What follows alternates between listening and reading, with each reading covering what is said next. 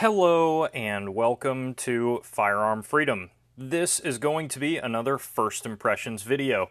In today's First Impressions video, we are taking a look at the HK USP 45 Tactical. As always, you could head down to that description and check out ways to support the channel.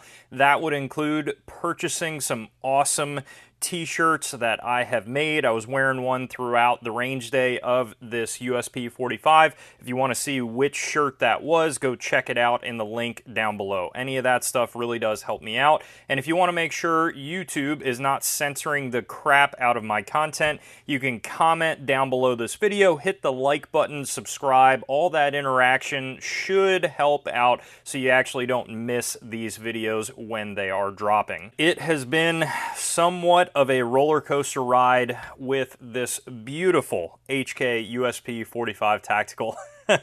If you guys remember, I actually did a First Impressions video way back in the day on my older, I think this one is an 08 USP 45. Now this is just a standard USP 45. I got this used and it is the Lem variation. I got a whole video on that. I'll try to post a card up in the right hand corner so you could check that out. I have to admit to you guys, I am in love with the USP series of pistols from HK. As you could probably imagine from my channel and other things on it, I have quite a few different HK firearms. I try not to be brand biased in any way, and honestly at this point I pretty much own a handgun from every major manufacturer that's out there, and I pretty much love them all equally provided they work well. But when it comes to HK, there's just somewhat of a cool factor that continues to come along with their guns for me personally. I just like them. I like the way that they look. And when it comes to the USP, it reminds me, and many other people have said this, like a much more capable and much more practical Mark 23. Now, it is a little bit of a cope because before I got this, I missed out on a Mark 23, and then I saw this come into the gun shop that I work at, and I just had to pick it up. If you guys don't already know, the USP 45 tactical variations have become very hard to come by, and the price point is getting rather insane, but when it comes to HK firearms, that's just kind of what you can expect, unfortunately.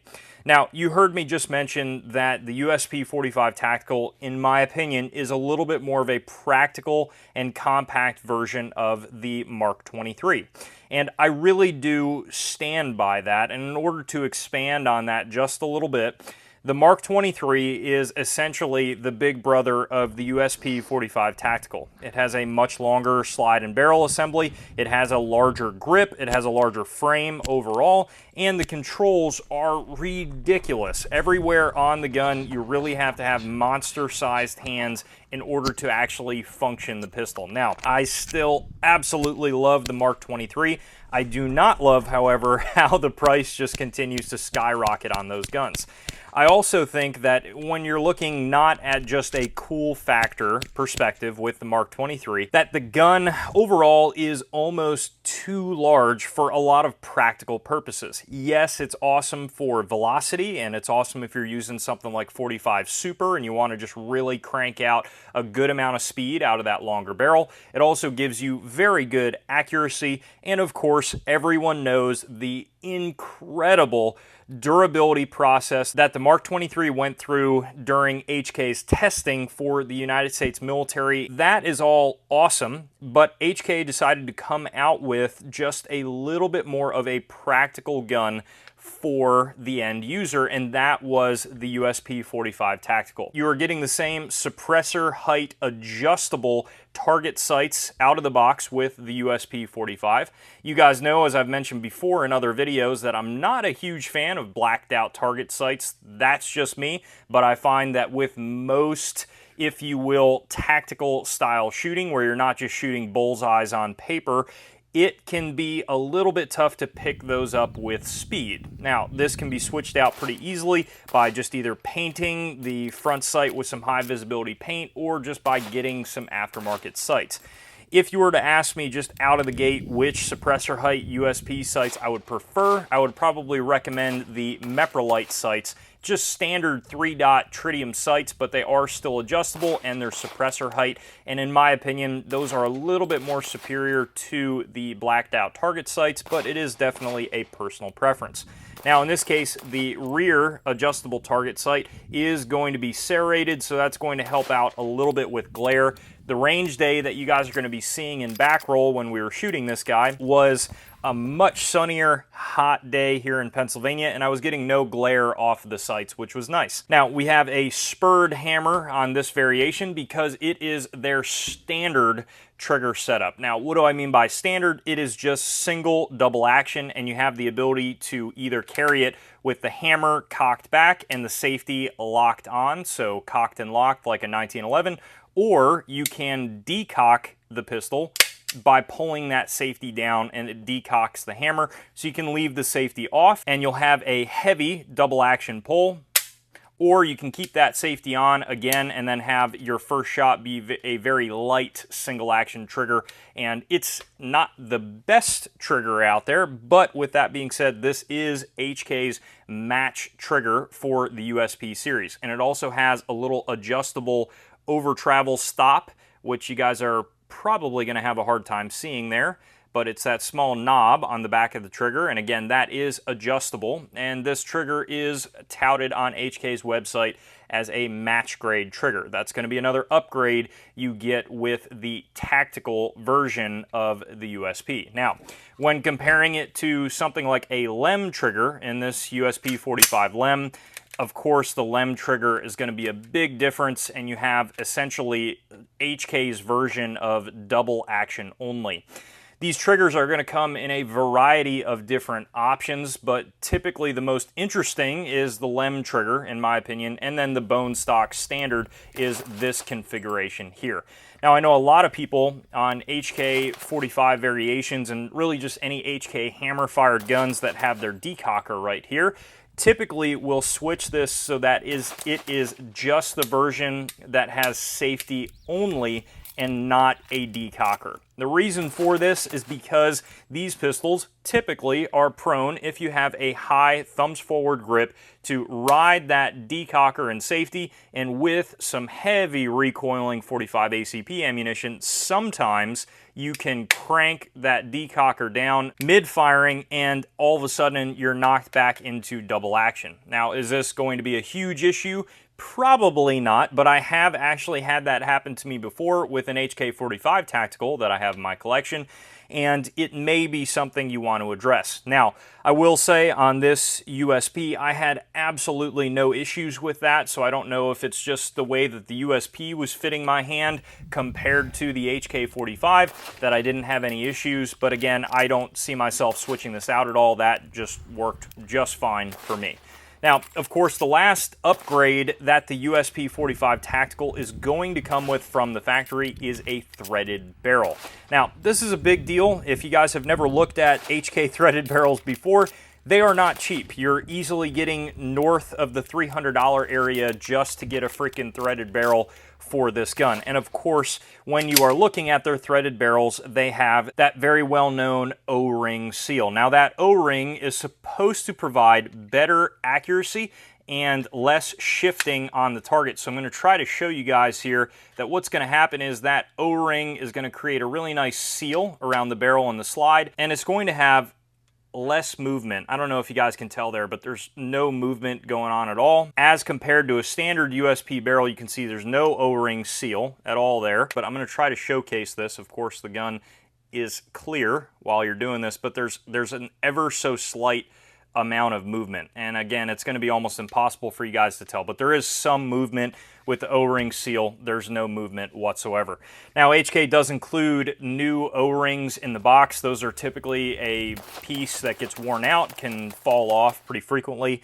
This is also a 16x1 left-hand thread. Now, I tend to really enjoy those left-hand European threads, and the reason for that is when you have a suppressor on the gun, like this Dead Air Ghost 45 that I was running throughout the video, that prevents the suppressor from loosening with the firing that you're doing. It typically will only get tighter rather than looser just because of the way that the threads are. So that is always a positive. With any US pistol thread pitch, almost always your suppressor is just slowly walking off the end of the gun. The only other small minor point that they did with the tactical version that's not with the standard is give you a little bit of a higher poundage recoil spring assembly. So that is, some would argue, a positive in all regards, because it is going to dampen the recoil even more when you are not shooting suppressed, and it should provide less wear to the gun overall with the suppressor on and with the suppressor off. So that's kind of a positive all the way around. The only other things that I added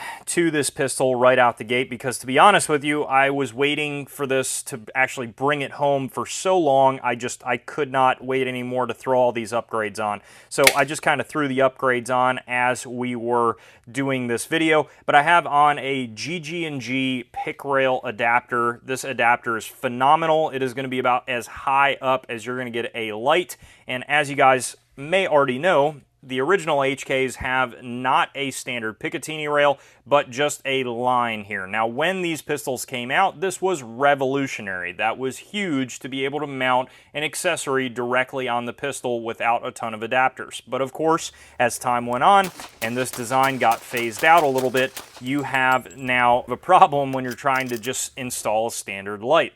Now, Streamlight is one of the very few companies that still makes a light that's a direct bolt-on to the USP, and that is going to be their TLR3 line. Now, this is the TLR4. It has not only their light, but a red laser, which you guys may not be able to see there. It's just kind of a cool light setup that I wanted to get for the USP. Now, it actually locks right onto that rail. The GG&G adapter, however, clamps onto that piece, and it is going to give you a Picatinny rail that is underneath the pistol itself, underneath the dust cover right there. So that obviously allows you to install any standard light that you're going to find in today's world, and that is pretty freaking cool. So, and you can see here, if we line them up, the actual light compared to the original adapter is about the exact same depth underneath the pistol. So you're really not gaining too much by going with a standard USP direct light mount compared to the GG&G rail. So that's just something to keep in mind. This seems to be by far the way to go. And when it comes to actually actuating the light, you can still get to it with your thumb. It's a little tough to grab the pistol properly here around the camera, but you can still get to it no problem. And then of course you can get to it with your trigger finger there if need be. Now, I did find an incredible company. The guy has been so cool so far. We're going to do an entire video just on this holster that I should have en route soon. But there is a company out there, stay tuned, that offers a retention holster light capable for the USP 45 Tactical. That is such a ballsy move by a holster maker, because these are not easy guns to do a holster for. This setup is like a behemoth for a Kydex holster maker. So I give this guy so much props, and he's been so cool so far. Again, we're going to do a whole video on that holster, so stay tuned. It's going to be pretty cool. I know a lot of you guys may be coming here from Reddit. I also have a Reddit page for Firearm Freedom, and I was posting in the HK thread about some issues I was having. And I know, say it ain't so, yes, I did have some malfunctions with this USP 45 Tactical, and I was kind of scratching my head a little bit. It appeared what was happening is towards the end of the range day, I had zero problems running this unsuppressed, right? Ran just fine. No issues at all, like my regular USP. It ran hollow points, it chambered spent casings earlier in the day. I did that test because all my other HKs tend to chamber spent casings, no problem. And it was, of course, the same thing here. And then I threw the suppressor on, and of course, it was running suppressed without issue. However, at the very end of the day, cranked the camera on, had about 3 magazines left, and all of a sudden the slide started to slow down, started to get a little bit more sluggish. Now, keep in mind, this was only about a 200 round range day, and 100 of those rounds were suppressed, about 100 unsuppressed. So by no means should it be enough to completely gunk the gun up, especially when it comes to the crazy reliability that the USPs typically have. I noticed as I was shooting that it felt a little odd, and I was seeing the slide sluggishly go back into action, and then finally I felt really weird there. It almost felt like I had a squib or something like that. I went to switch out the mag and get a new magazine in, and then I realized that the slide was stuck back to about there, maybe a little bit more right about there, and I noticed that it did not want to go back into battery. Now, normally, if you give it a little hit on the back of the slide, it's going to crank right into battery and you shouldn't have any issues. In this case, it did not. So what ended up happening is I hit it, would not budge at all. It almost seemed like the extractor was stuck over that rim of the 45. It just would not go in. Now, I should mention as well that this was brass-cased ammunition. I think it was Armscore ammo or something like that. It was what I had on hand, and it is not lacquered ammunition. I've never had any issues with this ammo before, so I don't know that it was an issue of ammunition. Now, I was able to cycle the round out, no problem, picked it up, it did not look marred up or anything like that, and put in the new mag, racked around to the chamber, and off we went. 3 more rounds or so went down the barrel, and all of a sudden, same deal, failure to go into battery. So I gave a hit to the back of the slide, went into battery, shot a few more rounds, again, no problem. It happened again, and it was doing the same thing. Now, of course, immediately I start going through my head what could be the problem. I've never had an issue like this before with my other USP, and when it comes to this one, I thought maybe I was limp wristing the gun. So I tried to hold it really tightly and fire a few more rounds, and it happened again. And we're talking I was, white knuckling it, but not to the point where, you can actually induce a malfunction, because that can sometimes happen too. I also thought about, is there too much weight up here at the dust cover area? Does this GG&G rail and the TLR1 all of a sudden cause problems when it's being run suppressed? But then I thought about all of the other people out there that run this exact same setup and never, ever, ever have a malfunction. So I looked at the gun, and I also looked at the suppressor. Now, the suppressor was cleaned previous to the range day, so it was not even that dirty. And I looked at the Nielsen device, because that's a typical culprit for causing issues in these guns. And again, no problems at all. It was moving just fine. Now, before I brought this out to the range, a little bit of factory grease, packing grease still left in the gun, but overall I lubricated a few spots, cleaned it up a little bit, and brought it to the range. The only thing that I can think of is that this was still way too gunked up from the factory with some grease, and I just did not clean it thoroughly. I know a lot of people just want these guns to immediately work out of box, and maybe it is a cope, but I think in this case it actually may have been a little bit too gunked up, and possibly some of that packing grease just really grabbed onto some carbon when I was shooting suppressed and was causing some problems. So I went home, cleaned it up. It was very, very dirty still, so I cleaned that all out, and that's about where we left it. I got to bring this back to the range and see how it was performing. But overall, that was a huge bummed out feeling that I had, because I'm like, God, I just wanted this to just work like my last USP, and of course I have some issues. At this point in time, I'm not too worried about it, but I have seen someone else's video on YouTube, really small channel, can't remember the name, but it was having the same problem. So again, I don't know if this is something that is common. Now, when it comes to overall how the pistol shot out of the box, it was a huge wake-up call for me to be shooting a USP again. Now, I have not shot my standard USP 45 in quite some time. It's been a minute since I've shot that gun, and I forgot the kind of quirkiness that the USP 45 has. It's not bad at all. Their recoil reduction system makes it awesome to mitigate recoil, but it does give you this kind of like wave in the recoil area, and that is a lot to get used to again. So it definitely took me a minute to get this gun where I wanted it on target, and that's a huge wake-up call. That's not the gun's fault at all. It's just the fault of the shooter getting used to a pistol like this again. So shootability for me took a minute to get used to, but recoil was low, and I did also do some groups on paper. We shot those groups at 20 yards and then 10 yards. The spread on the groups, again, was nothing to write home about. Now, typically the USP in 45 is an incredibly accurate pistol. Take those groups for what you will. That's just what I can do behind the gun, getting used to the gun. Now, I hope that gets better over time. I shot that group with standard ball ammo, and then I also shot it with some Hornady critical defense ammo, and the critical defense was a little bit tighter, but overall at 20 yards, I think it was like about a 3-inch group. I had some flyers, you know, things like that. But again, that's what I could do on this first range day. Now, overall, the trigger I definitely do like. I don't know that I would say it really is a match trigger, but it is pretty solid for an out-of-box gun. Now, the only other thing I noticed that I thought was interesting is the fact that they got rid of the little staghorn cartouche on the side of the slide.